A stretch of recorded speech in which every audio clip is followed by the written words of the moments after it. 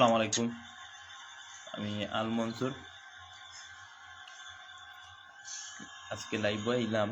ওই যে গত কয়েকদিন আগে একটা ঘটনা ঘটছে শিশু রামিচারের নিয়ে, তো তার কিছু বিষয় নিয়ে মাতমু।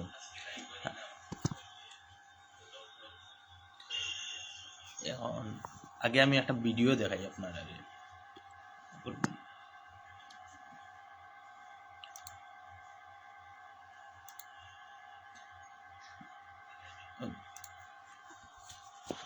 ভিডিওটা হোক।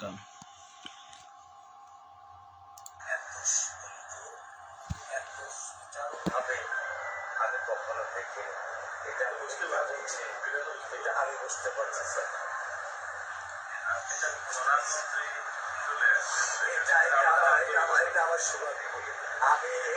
আমি সত্যিকার ভাবে স্যার আমি বলি, আমি এটা স্যার প্রত্যাশা করিনি যে আপনার মতো মানুষ আমার এই 10,000 টাকার একটা প্ল্যানে স্যার আপনি পা রাখবেন, কিন্তু এই বিশ্বাস ছিল যে আপনি আর 10 জন না। যে মানুষ ট্রাফিক সিগন্যালে দাঁড়িয়ে থাকে, নিয়ম মেনে চলে, সে মানুষকে বুঝতে স্যার আমার এইটুকু বয়সে স্যার যথেষ্ট স্যার। আমি আপনার সরকারের এই অবস্থার জন্য দায়ী তার বিচারিক ছাড়া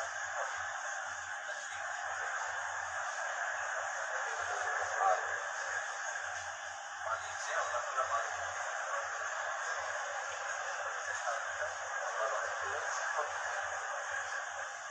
হিসেবে আমাদের যেটা করা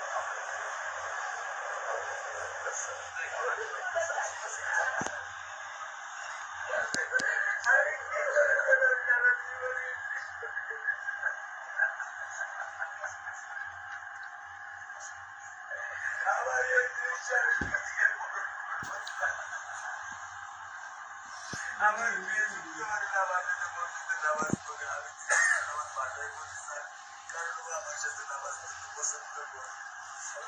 নামাজ আমি ওকে স্যার আমার বাসায় পড়ি স্যার। আমি জানি না আল্লাহ তো আমার কোন পরীক্ষাটা যাই কিন্তু স্যার আমার আর কোনো শেষ নেই স্যার, আর কোনো শেষ নেই আমার দায়িত্ব মানে প্রধানমন্ত্রী নিবে।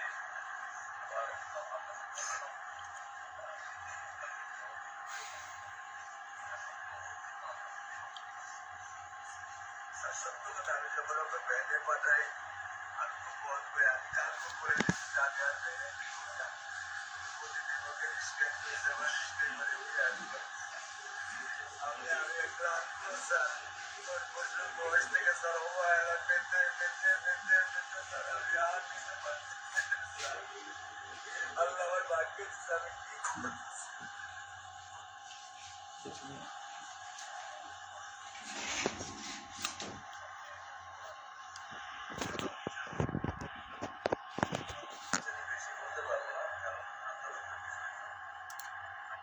আপনারা আরো একটা ভিডিও দেখাই। বলেছেন যে আমি একজন প্রধানমন্ত্রী হিসেবে আসেন, আমি একজন মেয়ের বাবা হয়ে একজন মেয়ের বাবার কাছে এসেছি। আমার ওনার এই বক্তব্য আমার হৃদয়কে শীতল করে দিয়েছে। একটা দেশের রাষ্ট্রপ্রধান যখন একজন সাধারণ জনগণকে, সাধারণ মানুষকে আশ্বস্ত করেন, স্বাভাবিকভাবেই তখন আমার মনের ভিতরে সেই আশ্বস্ততা, সেই বিশ্বাস, সেই মনোবল ফিরে আসে। তো আমি নিজেই যেতে চেয়েছিলাম ওনার প্রটোকলের ব্যাপারে, তো উনি বললেন যে না, আমি নিজেই যাবো রামিসার বাবার কাছে। এটাও আমার একটা সবচেয়ে অনেক বড় পাওয়া এবং বড় কৃতজ্ঞতা তার কাছে। উনি আমার বড় মেয়ের দায়িত্ব নিয়েছেন, উনি আমার ছোট মেয়েকে ভালোবাসছেন, উনি আমার পরিবারকে ভালোবাসা দিয়েছেন। সর্বোপরি উনি আমাকে বলেছেন যে আমরা 7 দিনের ভিতরে চার্জশিট দিব এবং সবচেয়ে দ্রুত বিচারের ব্যবস্থা করবো। এখানে মাননীয় আইনমন্ত্রী ছিলেন, মাননীয় স্বরাষ্ট্রমন্ত্রী ছিলেন, তারাও আমাকে এই আশ্বস্তি করেছেন। তিনি বলেছেন যে আমি একজন প্রধানমন্ত্রী হিসেবে আসি, আমি একজন মেয়ের বাবা হয়ে একজন মেয়ের বাবার কাছে এসেছি। আমার ওনার এই বক্তব্য আমার হৃদয়কে শীতল করে দিয়েছে। একটা দেশের রাষ্ট্রপ্রধান যখন একজন সাধারণ জনগণকে, সাধারণ মানুষকে আশ্বস্ত করেন, স্বাভাবিকভাবেই তখন আমার মনের ভিতরে সেই আশ্বস্ততা, সেই বিশ্বাস, সেই মনোবল ফিরে আসে। তো আমি নিজেই যেতে চেয়েছিলাম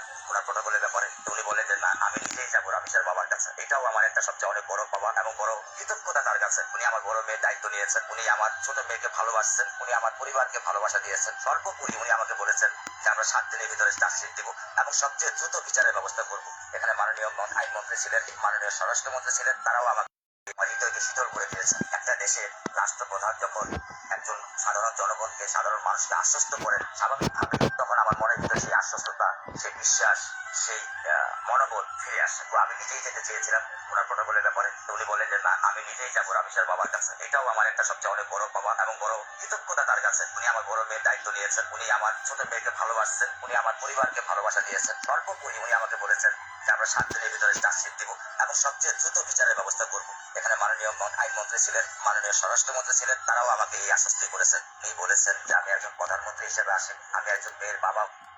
জি, আমি আরো একটা ভিডিও আপনারা দেখাই। এখন আমরা প্রধানমন্ত্রী জনাব তারেক রহমানের একটা ভিডিও দেখাই।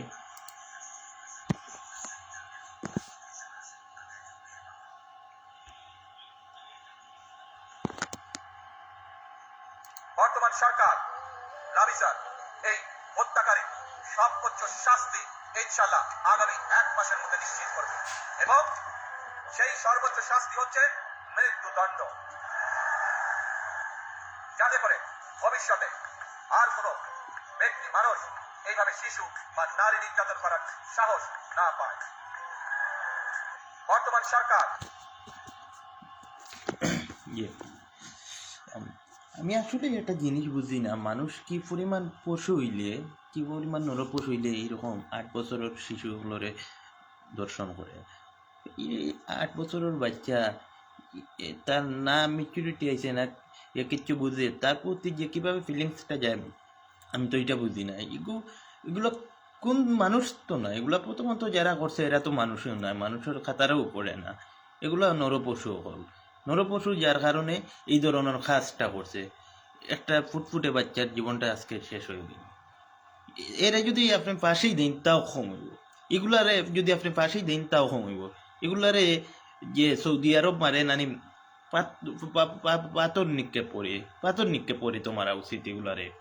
এগুলারে এত কষ্ট দিয়া মারা উচিত ভবিষ্যতে, যাতে কেউ এরকম কাজ করতে হইলে 1 বার 2 বার নাই 100 বার চিন্তা করে। আজকে একটা মেয়ের জীবন নষ্ট হলো, একটা ফ্যামিলি নষ্ট করে ফেলাই দিল। এরপরে এই বিষয়টা যখন আমি একটু ভিডিও টিডিও দেখাত গেলাম ইন্টারনেটে, দেখলাম গিয়া যে তার ওয়াইফও এটার সাথে জড়িত, ইনভলভ। তার ওয়াইফে তার সহযোগিতা করছে। একজন মহিলাও কীভাবে একটা 8 বছরের শিশুরে দর্শন করার সহযোগিতা করলা, এটা তো আমি বুঝতে পারি না। এরা মানুষ নেই না নরপশু। এর তীব্র নিন্দা ও প্রতিবাদ আমি জানাইলাম।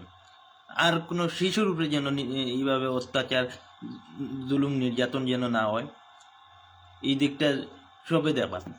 আপনি আপনার এলাকাত খেয়াল করবা যে বাচ্চাইন্তু কিলাঞ্চলের বাচ্চাইন্তু কেউ কি ছোটো ছোটো বাচ্চাইন্তরে বাজেভাবে তাকার কিনা বাচ্চাইন্তর দিকে, আপনার বাচ্চাইন্তর বা আপনি খেয়াল রাখবা কেউ বেড টাচ করের কিনা, কেউ আজে বাজে ইঙ্গিত দেয় কিনা। যদি দেখুন সাথে সাথে এইগুলার প্রতিবাদ করতে হইব। রাস্তাঘাটও আজকাল এমন অবস্থা যে বাজারহাটও মা বোন বার হইতে পারে না, বাজার করতে পারে না।